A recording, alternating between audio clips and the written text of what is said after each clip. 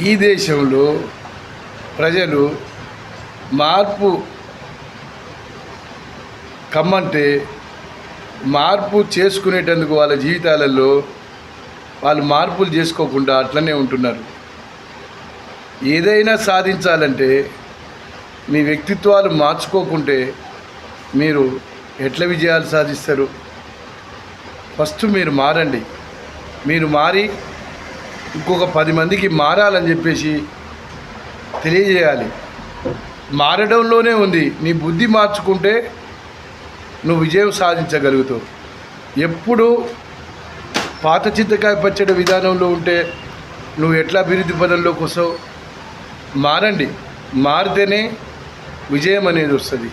మీ మార్పుతోటే, మీ ఆలోచన విధానంలోనే మీ విజయం దాగి ఉంది.